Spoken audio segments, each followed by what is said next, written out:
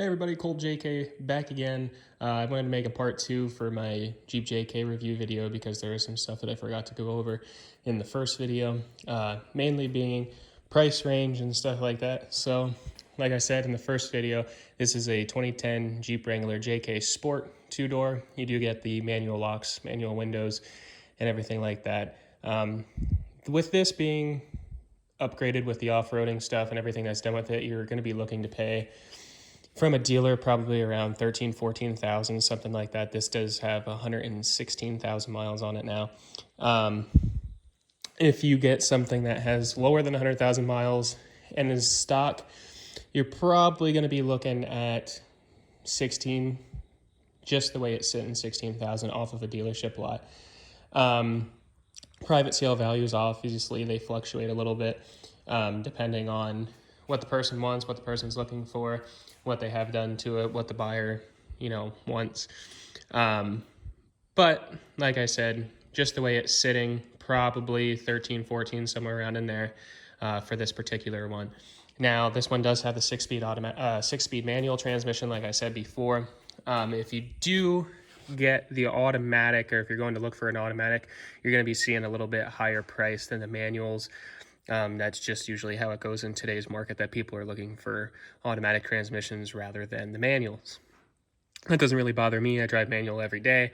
All of my cars are manual transmissions. So when I went to buy this one a couple years ago, this is the one I wanted with the 6-speed manual transmission.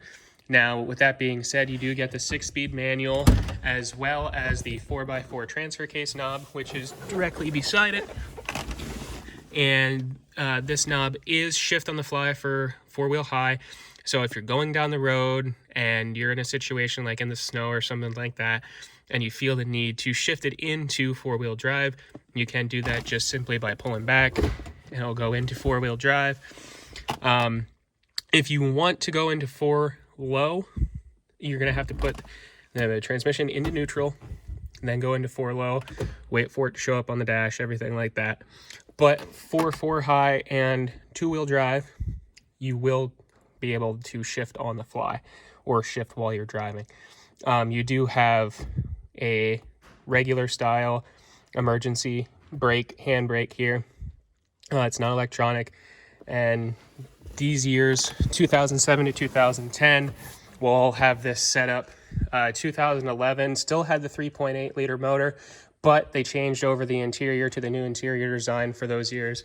And then starting in 2012, you got the new motor, which is the 3.6 liter V6, as well as the new interior. This one is, it's all hard touch plastic. You don't get any amenities or anything like that, really. But you do get a lot of storage space. It's a decent size here. You do get cubbies in the doors, as well as 2 cup holders up front. And you also get a pretty decent sized armrest. And in here you will have this top tray where I keep change and just some little stuff. And then underneath that, if you lift up, you do get a very large storage bin underneath, which is good. Especially in this vehicle, if you're going off-roading or on trips or anything like that, it helps to have a lot of storage space. You do have the old crap handle here for your passengers.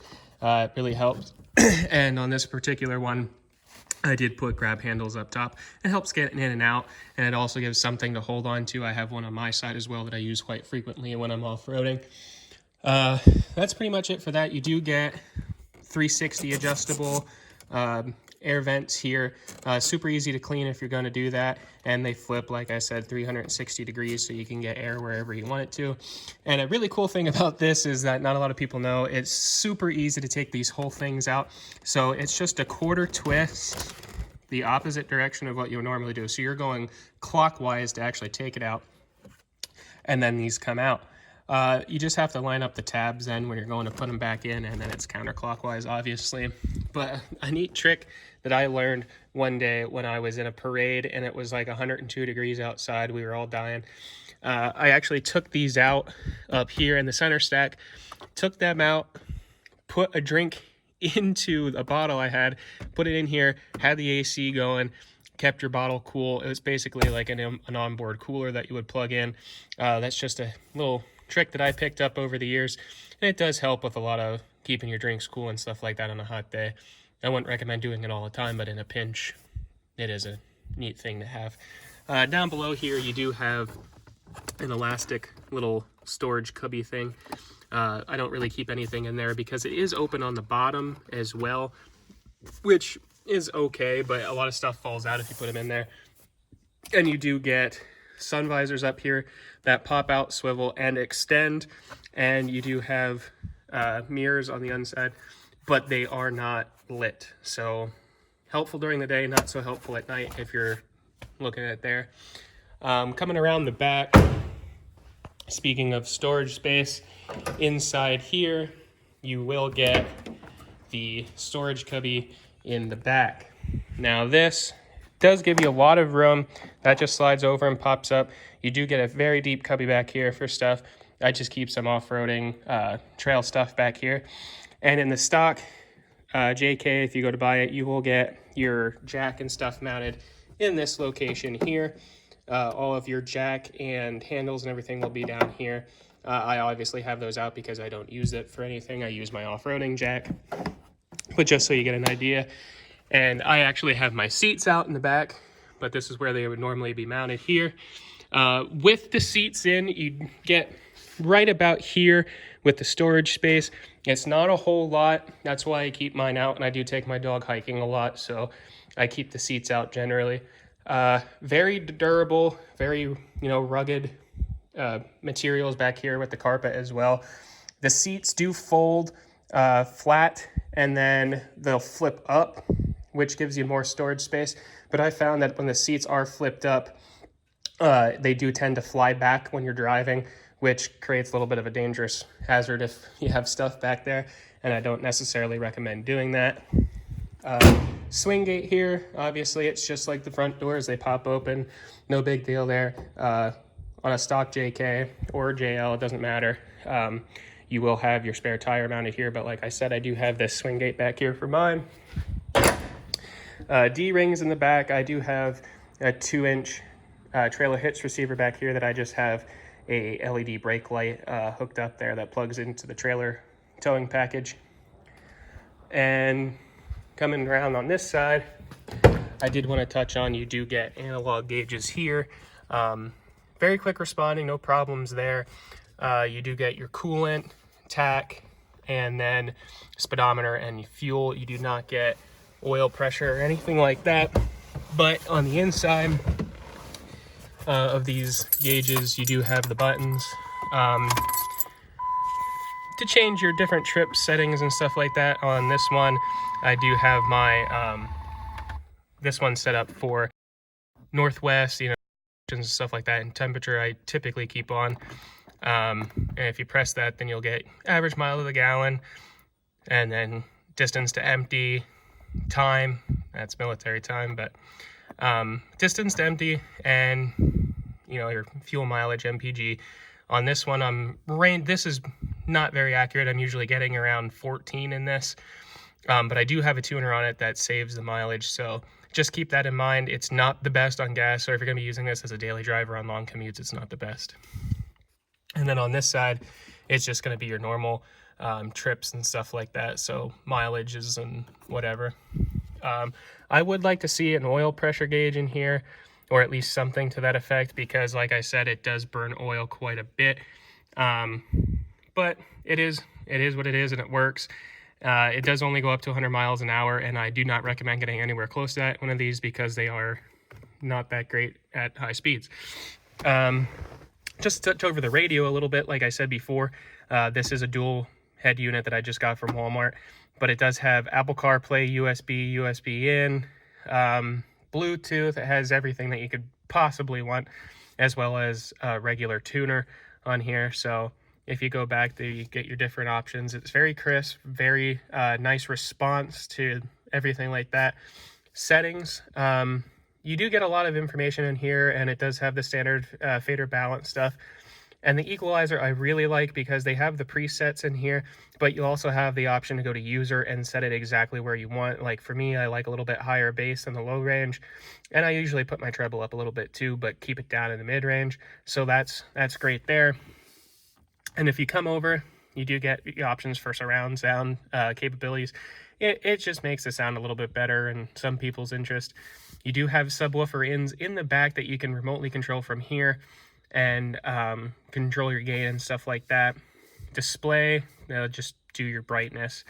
And you do have here that you can control your camera. So for me, I did put a backup camera in here, which comes helpful for on the trails and stuff like that. They do have the way lines. They are not with the steering wheel. So if you turn the steering wheel, they don't move. They are just straight lines, but it does beep when you're getting close to stuff, which is a good, helpful feature, especially on trails and stuff like that.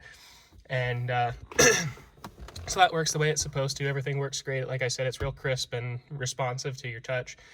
You do have everything. It does have iPod integration if you're not going to use Apple CarPlay. And then, like I said, it does have Bluetooth and stuff like that.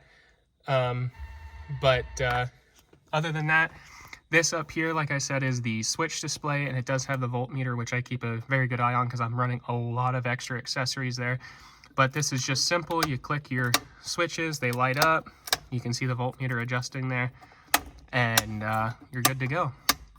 Makes it a lot easier for wiring stuff up rather than running 14 different harnesses for stuff that you're going to be doing.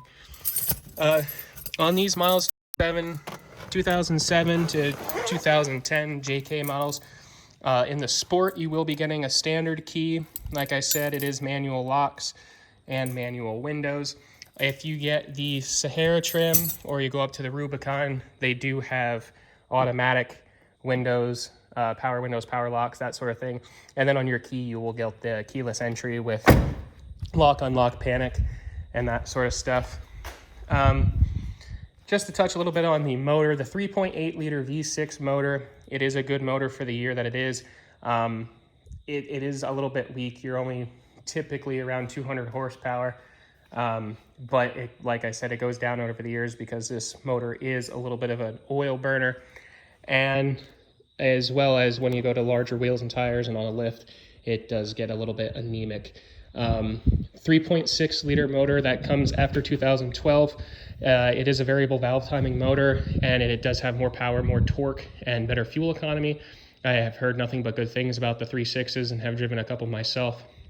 So if you're looking to go get a secondhand Jeep, JK's 2011 to 2007 still have the 3.8 liter motor.